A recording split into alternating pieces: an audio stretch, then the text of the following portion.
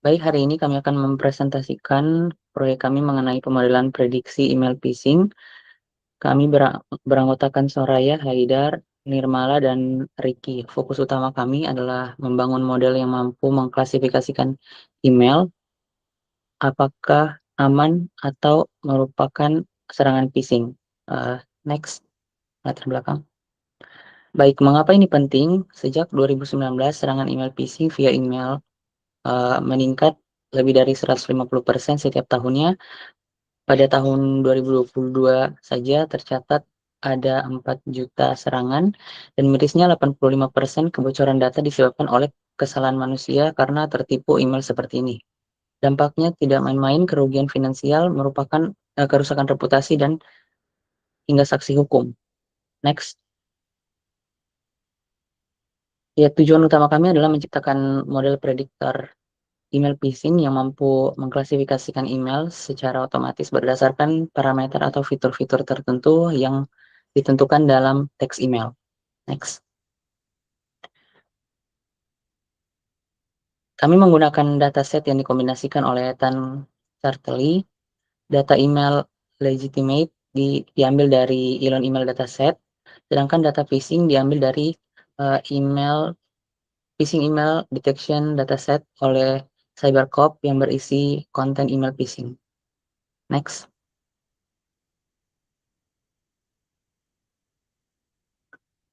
Klasifikasi atribut kami dataset kami memiliki 9 atribut, 8 diantaranya adalah data numerik seperti jumlah data, jumlah link, hingga jumlah kata kunci yang mendesak atau urgent keywords.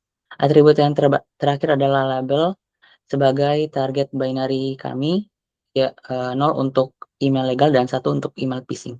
Next. Ya, untuk next.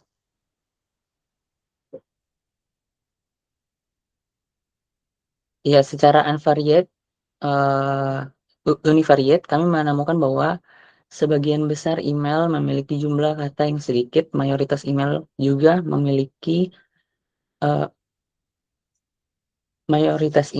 memiliki sangat sedikit link, meski ada beberapa outlier dengan jumlah link yang ekstrim. Selain itu, sebagian besar email tidak mengandung kata-kata yang mendesak. Next. Lalu untuk bivariate analysis, kami menemukan pola menarik di mana email phishing cenderung memiliki teks yang pendek, yaitu di bawah 2000 kata, dan jumlah tautan yang spesifik. Kami juga melihat korelasi antara kesalahan ejaan dan kata kunci mendesak terhadap label email. Next. Melalui heatmap, terlihat adanya redundansi fitur yang sangat akurat antara jumlah kata dan jumlah kata kunci atau stop words. Namun, yang menarik adalah korelasi setiap fitur tunggal terhadap label sangat rendah. Ini artinya eh, kita tidak bisa mengandalkan satu fitur saja. Klasifikasi membutuhkan kombinasi fitur yang kompleks. Next. Nah, kabar baiknya dataset kami sangat bersih, tidak ditemukan nilai kosong atau missing value pada 524.846 baris data yang kami miliki. Hal ini memungkinkan kami untuk langsung lanjut ke tahap analisis berikutnya. Next. Karena ada nilai-nilai ekstrim pada fitur jumlah kata dan ejaan, kami menggunakan teknik clamping. Kami membatasi nilai ekstrim ke ambang batas tertentu agar distribusi data lebih stabil dan tidak mengganggu proses pelatihan model. Next. Ya, kami membandingkan untuk slide 12 dan pivot table. Next. Ya, ini dan slide-nya yang lagi. Oh ya, kembali. Nah, kami membandingkan rata-rata fitur berdasarkan tipe email. Phishing cenderung memiliki banyak urgent keywords. Namun email yang aman justru seringkali lebih panjang dan punya lebih banyak kalimat atau alamat email.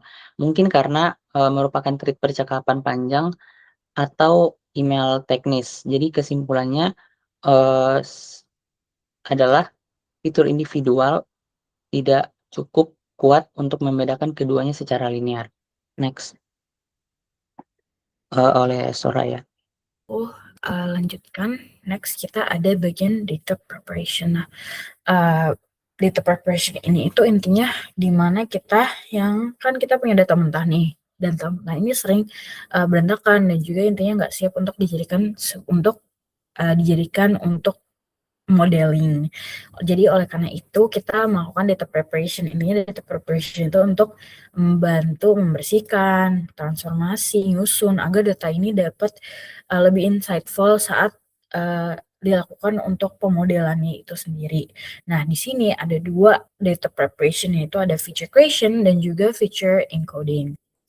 Nah, pertama ada feature creation. Feature creation ini apa sih? Feature creation itu adalah proses membuat fitur baru dari data yang udah ada. Jadi datanya biar lebih informatif aja gitu. Salah satu teknik yang kita pakai adalah binning, yaitu dengan mengubah data numerik yang continue jadi kelompok-kelompok kategorikal gitu. Oke, pertama contoh dari hasil binnings dari database dataset kita, yaitu dengan kita pakai si atribut 6 email addresses. Ini percobaan pertamanya di mana kita pakai interval yang ada di screen ini, dan bisa terlihat tapi di grafiknya itu bahwa jumlahnya masih terlalu melenceng ke view. Jadi intinya ini masih kurang sesuai ekspektasi. Jadi kita ada attempt kedua yang dimana kita agak ganti, masih di atribut 6 email addresses, tapi kita ganti logikanya dikit agar seperti yang di screen tadi, view moderate menu-nya. Jadi grafiknya jadi lebih seimbang daripada sebelumnya, walaupun tetap agak mencondong ke view, tapi setidaknya moderate sama menu-nya lebih udah kelihatan gitu. Oke, next kita melakukan binning ke 6 unique words. 6 unique words ini dipakai dan dia juga dijadiin 3 bin dengan interval pemisah yang seperti di screen, dan bisa terlihat dari grafik distribusi count udah cukup seimbang, dan oleh karena itu kita pada atribut ini nggak perlu untuk ganti-ganti logikanya. Oke, next ada feature encoding. Nah, feature encoding sendiri intinya adalah untuk mengubah data kategorikal jadi numerik. Karena beberapa algoritma itu kayak nggak bisa baca teks secara langsung. Jadi ada dua teknik yang kita bahas di sini, khususnya ada one hot encoding yang intinya dia ngubah setiap kategori jadi kolom baru bernilai zero and ones gitu. Dan next ada label encoding yang ngubah setiap nilai untuk jadi angka urut kayak 0, 1, 2, 3 dan seterusnya gitu. Ini hasil dari one hot encoding dan label encoding data dari dataset kita. Untuk one hot encoding karena ada nilai kategorikal, nggak ada nilai kategorikal asli di dataset ini, jadi kita tuh pakai hasil binning tadi sebagai indikator gitu. Namun intinya ini nggak ideal dan aslinya nggak perlu banget karena fitur asli udah berbentuk numerik, dan penggunaan binning ini malah buatin jadi lebih beresiko untuk hilang informasi yang penting gitu. Tapi tetap kita attempt dan ini adalah hasilnya ya dari one hot encoding. Next ada label encoding. Nah, label encoding ini ternyata juga aslinya nggak diperlukan karena again semua data di dataset ini udah berupa formatnya angka gitu. Jadi teksnya nggak perlu ada yang perlu dikonversi gitu. Jadi tapi di sini udah bisa terlihat implementasi kodenya tetap kita sertakan sebagai reference lah ya kurang lebih. Oke, mungkin kesimpulan dari bagian ini, dataset ini aslinya nggak perlu juga feature creation atau encoding karena seluruh variabel aslinya tuh udah bertipe numerik dan merupakan hasil ekstraksi yang lumayan spesifik. Jadi melakukan proses tersebut justru berisiko menurunkan kualitas model. Maka variabel kategorikal hasil binning tadi kita hapus dan dataset kembali bentuk numerik aslinya yang bersih dengan 9 fitur dan 500 ribuan data. Mungkin intinya kesimpulannya itu, kita nggak menggunakan feature creation maupun encoding. Oke, mungkin bisa next. Jadi untuk selanjutnya itu kita bakal ngelakuin fitur selection. Jadi basically kenapa perlu fitur selection ini? Biar model itu lebih sederhana. Jadi kan data dari dunia nyata itu akan memiliki banyak sekali karakteristik dan fitur-fiturnya sendiri. Nah, agar komputasinya lebih cepat dan bisa lebih akurat, kita ambil fitur yang paling penting. Jadi ini untuk mencegah adanya overfitting juga. Jadi kalau misalnya ada data baru, performanya lebih baik. Terus habis itu menghindari ledakan dimensi yang tadi, dimensi dari variable and feature-nya. Nah, untuk metodenya sendiri ada filtering, wrapper, and embedded. Kemudian, selanjutnya, basically emang di metode filter ini, utamanya dia akan pilih fitur yang paling relevan terhadap target berdasarkan perhitungan data itu sendiri. Jadi, di dataset kita ini sendiri, proses filter yang kita lakukan itu untuk yang pertama harusnya adalah untuk cek apakah data itu bersih atau tidak. Jadi, apakah data tersebut ada non or missing value-nya. Nah, terus habis itu juga harus dicek apakah itu semua datanya udah dalam numerik, dan intinya kita hanya akan ambil kolom yang numerik untuk dihitung korelasinya. Jadi di filter ini dia berat untuk menghitung korelasi antar variabelnya. Nah, kemudian berdasarkan korelasi tersebut akan dibuat heat map untuk melihat hubungan antara fitur tersebut. Jadi nanti juga akan berdasarkan heat map tersebut bisa dilihat mana saja fitur-fitur yang memiliki korelasi paling tinggi. Nah, kemudian hasil akhir dari filter yang diharapkan itu adalah fitur yang memiliki korelasi paling tinggi terhadap label. Jadi label ini untuk yang label 01 apakah phishing atau tidak. Jadi dari fitur-fitur yang lain itu dilihat apakah yang mana saja sih 5 teratas yang memiliki korelasi paling tinggi. Nah, jadinya dataset baru ini akan berisi data dari label dan 5 fitur terpilih tersebut. Jadinya datanya tuh lebih ringkas dan fokus kepada fitur yang dianggap paling berpengaruh. Kemudian untuk wrapper ini, intinya dia akan memilih fitur based on performa model. Jadi dia mengurangi fiturnya itu secara optimal. Jadi nggak hanya berdasarkan statistik kayak di yang filtering. Nah, prosesnya untuk di wrapper itu memisahkan fitur-fitur yang ada dan target. Nah, untuk targetnya tadi label untuk phishing atau tidak. Kemudian itu akan digunakan model logistic regression dan diterapkan recursive feature elimination untuk melatih model secara berulang, dan di situ dilihat mana sih fitur yang kiranya dalam pelatihan itu tuh paling nggak berpengaruh. Nah, di situ fitur yang paling nggak berpengaruh itu akan dihapus dan disisakan 5 top fitur penting. Nah, hasilnya di dataset ini kita set untuk dapat 5 fitur terbaik berdasarkan performa model, dan datasetnya jadi lebih kecil dari data awal karena emang sisa 5 fitur tersebut, dan fiturnya bisa lebih optimal karena ini juga mempertimbangkan hubungannya dengan model dan nggak cuma based on statistik. Untuk selanjutnya ada metode embedded. Jadi tujuan dari embedded ini dia milih fitur secara otomatis dari model. Jadi dia secara otomatis ngurangin fitur yang kurang berkontribusi terhadap model dan menyederhanakan datasetnya secara langsung.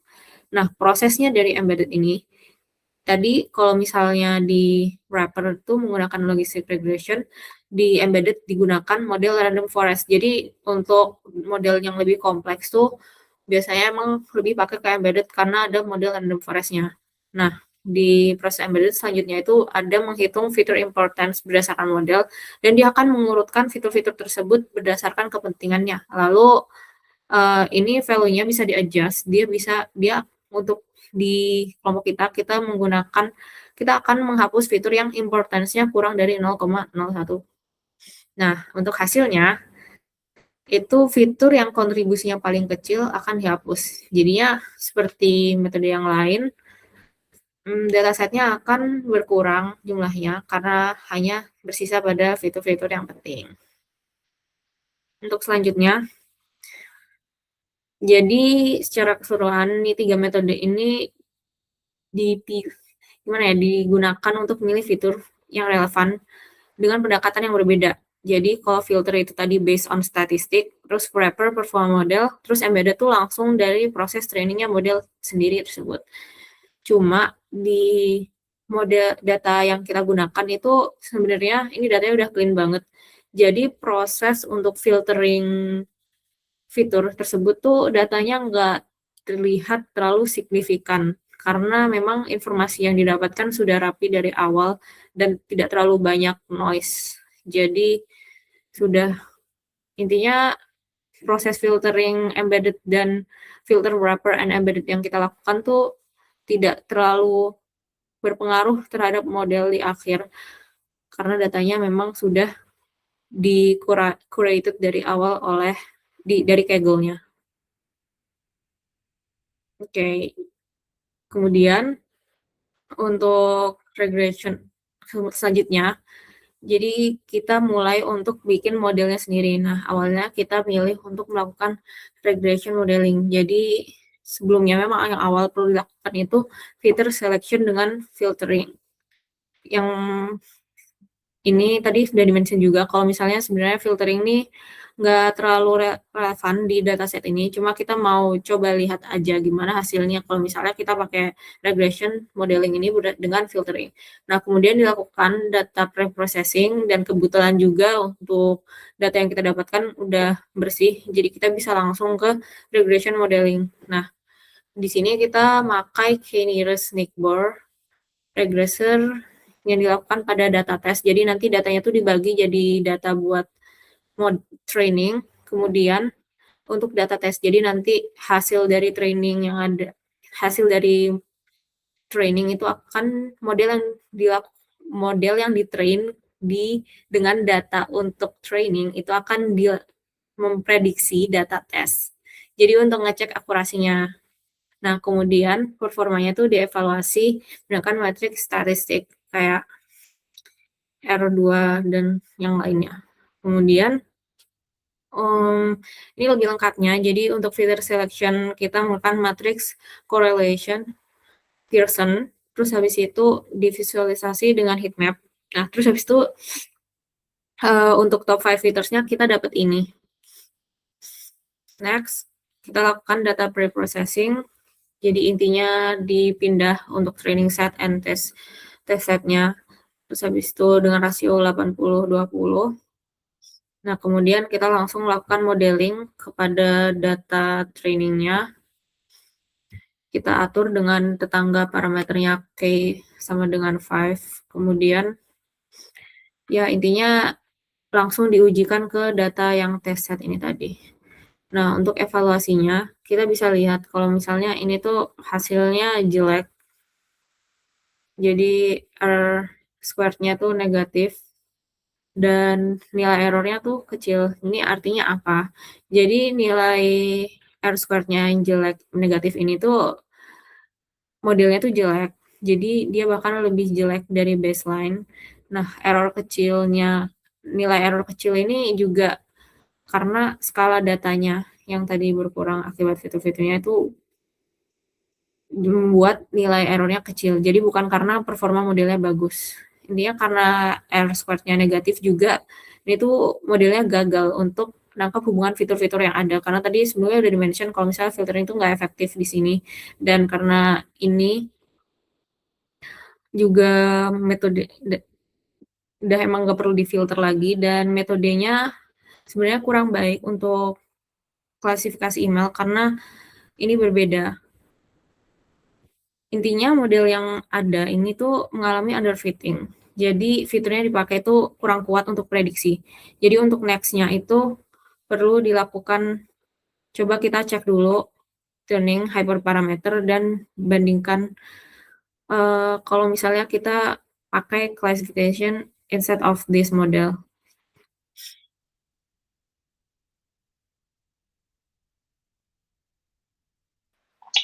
Ya, oke.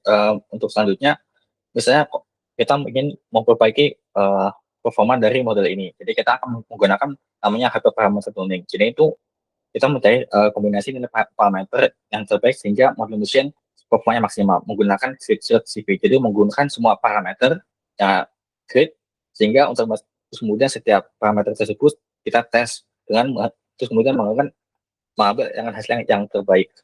Selanjutnya, nah Jadinya dari evaluasi bahwa kita masih mendapatkan bahwa performa itu masih sangat buruk. Berarti ini menandakan bahwa model KNN itu mungkin kurang sesuai untuk fitur ini, atau mungkin kita perlu mengganti model atau metode yang lain. Selanjutnya, nah jadinya salah satu kita dapat menggunakan metode lainnya itu metode classifier. Lanjut, dari melihat ini kita evaluasi untuk melihat akurasi, presisi, dan advance score untuk metode klasifikasi menggunakan scikit-learn. Nah di sini kita lihat bahwa untuk akurasinya itu bagus untuk test set, tetapi untuk presisi dan advance score itu masih buruk. Berarti itu masih bahwa data yang sebenarnya itu phishing itu tidak terdeteksi, tapi jadinya ya masih kurang bagus lah. Selanjutnya, lanjut. Oh ya. Nah dari kesimpulannya itu bahwa model memiliki akurasi ini, tapi ini salah sebenarnya karena presisi itu rendah dan akurasi juga sangat rendah, sehingga model perlu untuk mendeteksi yang kelas positif. Jadi itu banyak false negatif. Terus kemudian ya untuk data training yang mirip, akurasi lebih tinggi, presisi tetap lebih baik, tapi akurasi tetap rendah. Berarti saja kurang bagus. Sama untuk analisis untuk mass absolute error, bahwa akurasi tinggi itu hanya bagus di kelas mayoritas, itu kelas yang non on phishing dengan presisi yang buruk dan juga dengan advance score yang buruk. Berarti banyak false negatif dan juga banyak false positif. Nah, jadi untuk langkah berikutnya kita dapat mendeteksi bahwa masalah utama adalah ketidakseimbangan antara kelas phishing dan kelas non phishing. Nah, kemungkinan jadinya fitur yang kita gunakan itu kurang representatif untuk minoritas itu kelas phishing-nya. Jadinya terlalu bias ke yang non phishing. Nah, waktu itu kita perlu memperbaiki masalah ini menggunakan fitur selection. Lanjut. Nah, ini untuk evaluasi model performa model, kita dapat menggunakan beberapa skor, yaitu ada akurasi, yaitu yang over saat kelulusan, kemudian kita dapat menggunakan confusion matrix. Jadi kita dapat melihat true positif, true negatif, false positif, dan false negatif. Terus kemudian juga dapat klasifikasi rapid, ini secara otomatis akan menunjukkan presisi, recall, dan advance score. Lanjut. Nah, salah satu metode pertama adalah kita akan menggunakan feature selection wrapper. Untuk wrapper, nah kita udah dari sebelumnya data phishing akan di load ke data frame, terus kemudian kita menggunakan RFA sehingga dapat menjadi fitur non-words, non-stop-words, non-storing alias itu dihilangkan. Terus kemudian data frame wrapper itu disimpan lagi menjadi wrapper dataset, terus kemudian data itu dimasukkan ke dalam model. Modelnya kita akan menggunakan model random forest dengan parameter, dengan hyperparameter and estimator 500, terus dengan max stats 10, dengan menggunakan class weight balance. Nah, setelah itu kita akan menghasilkan evaluasi di slide selanjutnya. So,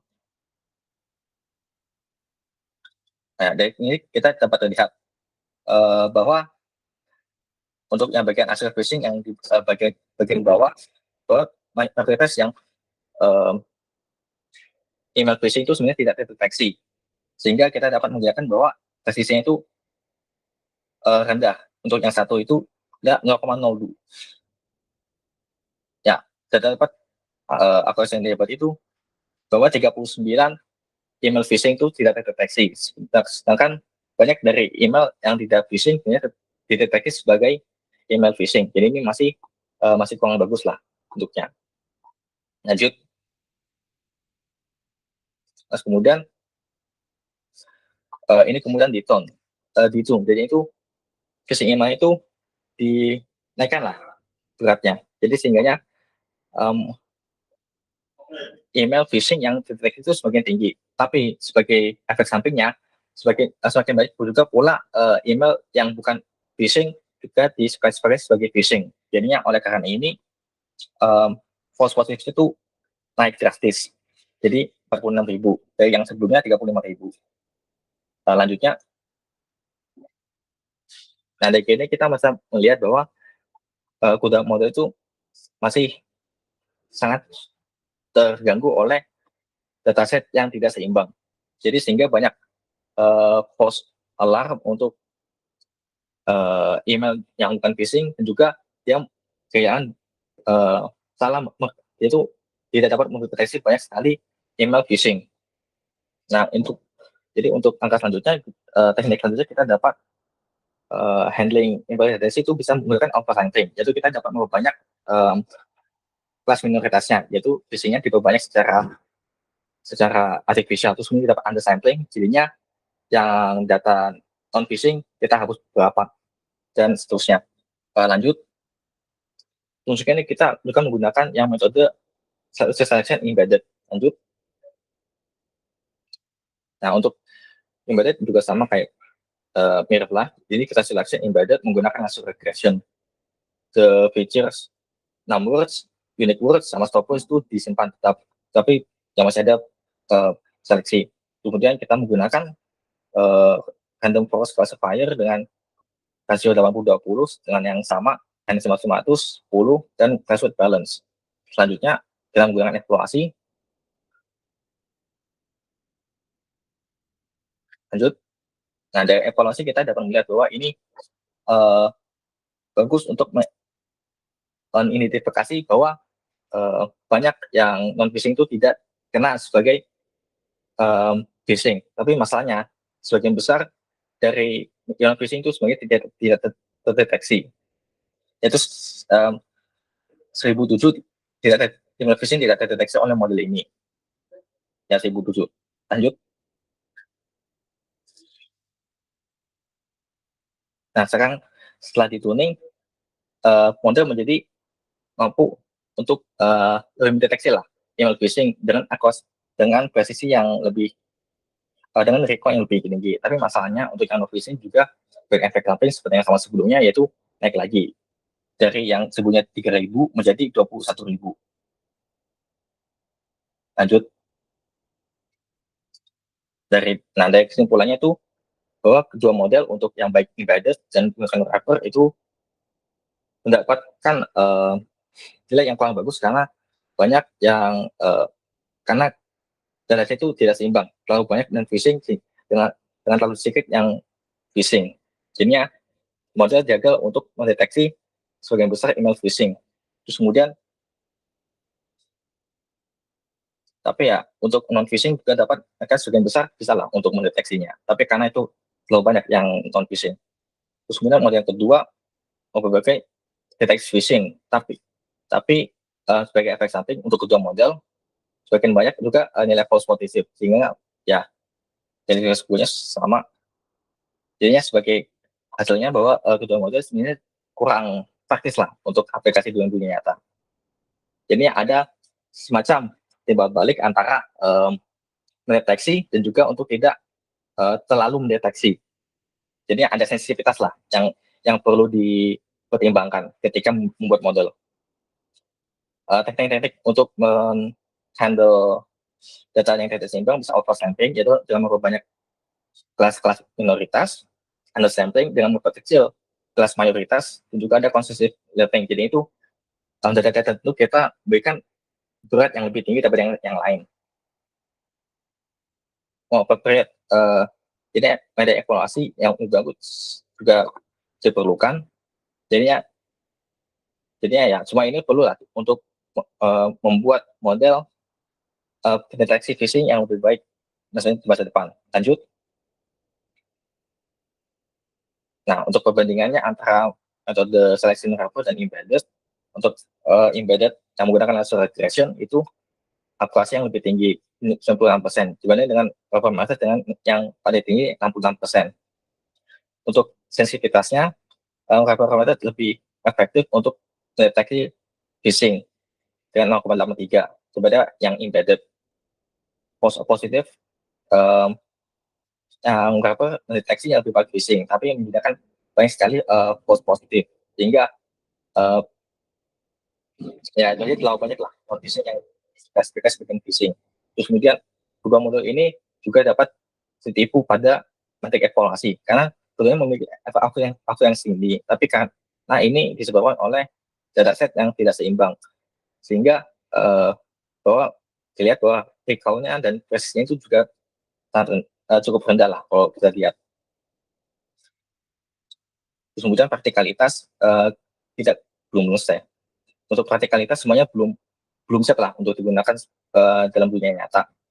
Untuk kedepannya di masa depan, jadi kita perlu memperbaiki lah ketidakseimbangan oleh kelas data ini, undersampling dan cognitive learning yang disebut sebelumnya.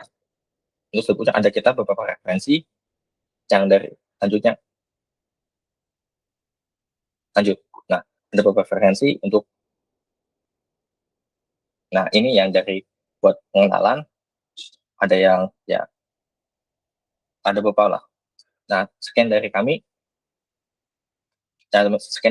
Mohon maaf jika ada kekurangan atau yang banyak bisa diperbaiki. Sekian dari saya. Wassalamualaikum warahmatullahi wabarakatuh.